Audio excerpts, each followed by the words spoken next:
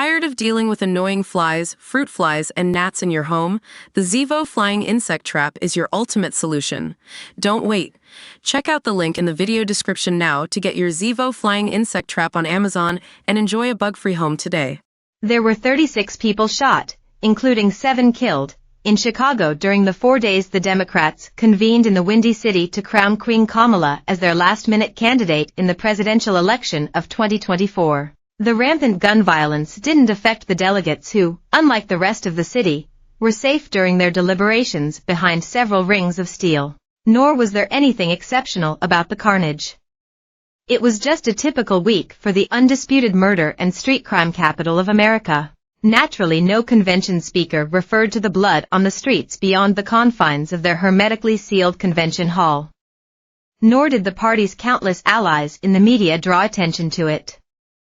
They were too busy cheerleading from the sidelines, all semblance of balanced reporting abandoned. The Democrats have run Chicago uninterrupted since 1931.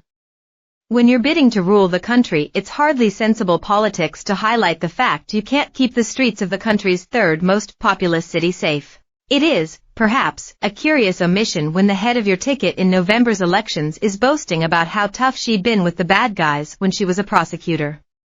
But it was only one of many hypocrisies on display. Donald Trump was lambasted as a plutocrat, admittedly an easy target, even though the Democratic stage was awash with billionaires, talk show queen Oprah Winfrey, Illinois Governor J.B. Pritzker, and mere multimillionaires, the Clintons, the Obamas, Eva Longoria of Desperate Housewives fame, former House Speaker Nancy Pelosi. The Democrats harbor the charming notion that they're still the party of blue-collar workers when in reality it is now the wholly owned subsidiary of the wealthy liberal elites who dominate politics, business, academia, entertainment, and the media. The hypocrisy didn't stop there.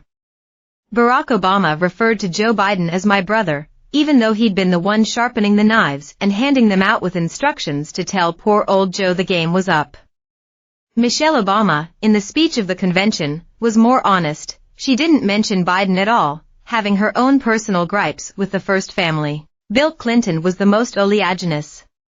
Like so many keen to assuage the pain Biden feels at being forced out against his will, he depicted Biden as a mixture of Franklin Roosevelt, likening his famous New Deal to Biden's handling of the economy, and George Washington, for putting country before self. Comparisons which convince only if you ignore the fact that American living standards have been battered by rampant inflation, the economy is visibly slowing and the federal government is drowning in record debt. As for Washington, he did indeed voluntarily step down after 8 years.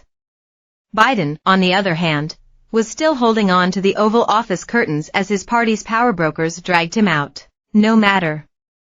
Democrats think they're on to a winner with Kamala Harris and, despite the encomiums, Biden is already yesterday's man who can't be allowed to get in the way of her victory. Hence the decision to consign his farewell address on the first night of the convention to long after bedtime for most Americans, never mind Joe himself. Nor are the Democrats wrong in thinking they have a potential winner on their hands. She has gone, in the eyes of the Democratic faithful, from a rather useless, even embarrassing and unpopular, vice president to a Wonder Woman presidential frontrunner.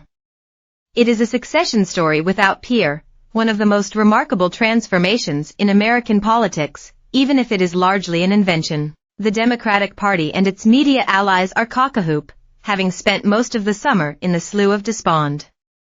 Now all she has to do is convince the American people. That might be more of a challenge. It remains one of the great mysteries of the universe what she would do in power. Her set-piece address to the convention on Thursday night gave few clues. These are not occasions for policy detail, but a plethora of platitudes overwhelmed even the slightest nod in the direction of substance. Yes, she can read the teleprompter with confidence, which is more than Biden can manage and Trump has the discipline to do. But most national politicians can do that. It is a necessary skill for the job. With Harris it was the words which disappointed. No boilerplate rhetoric was left unto.